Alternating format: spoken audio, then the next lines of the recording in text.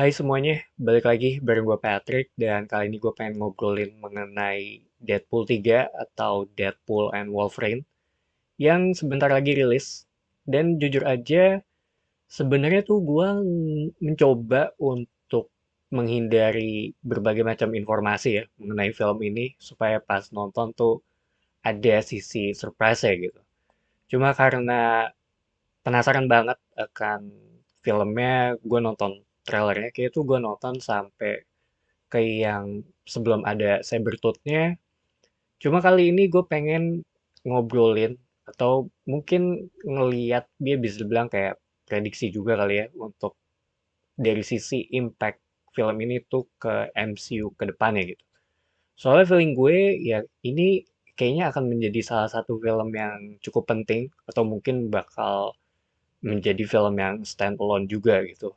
Mengingat kalau ngomongin Deadpool ya, ini kan bukan karakter yang menurut gue tuh mudah untuk diintegrasikan ke MCU, soalnya dia kan R-rated karakter, sedangkan MCU tuh mayoritasnya tuh PG-13 gitu.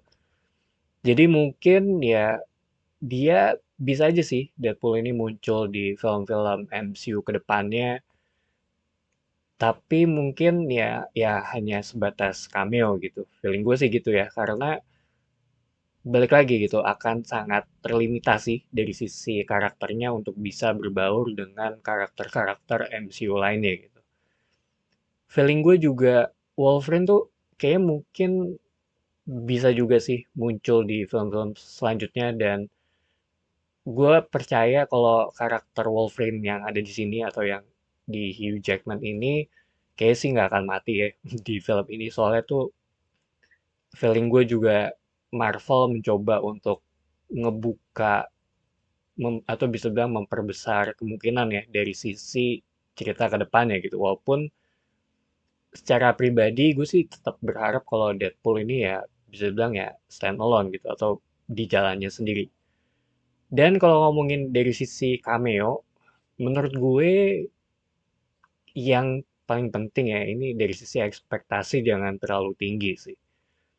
Mungkin akan ketemu Loki, itu feeling gue secara logikanya ya kayaknya bisa aja ketemu Loki di sini atau mungkin Spider-Man-nya Tobey dan Andrew mungkin kalau mereka muncul di sini akan besar kemungkinan tuh muncul di Avengers 6 nanti gitu yang kalau nggak salah Secret Wars ya. Gue juga nggak ngerasa akan ada Robert Downey di sini. Mungkin pembicaraan tentang Tony Stark bisa aja ada, tapi cuma sebentar lebih ke sebagai fan service kali ya. Tapi yang paling logis adalah kalau ngomongin dari sisi cameo, menurut gue ya X-Men yang di sebelum-sebelumnya gitu, itu menurut gue paling masuk akal sih.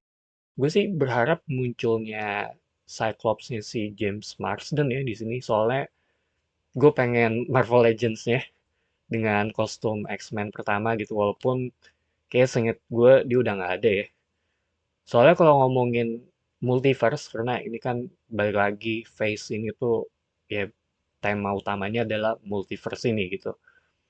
Dan iya, iya ini agak tricky sih karena kalau ngomongin ini ya semua ada variannya gitu atau ada versi lainnya ya kecuali si American Chavez kalau nggak salah dari Doctor Strange kemarin dan ini tuh yang salah satu bisa bilang salah satu hal yang paling gak gue suka sih kalau ngomongin konsep multiverse gitu karena menurut gue agak berasa curang jadi kalau lu ngebunuh satu karakter atau karakter ini mati ya tinggal comot aja gitu dari multiverse lain gitu.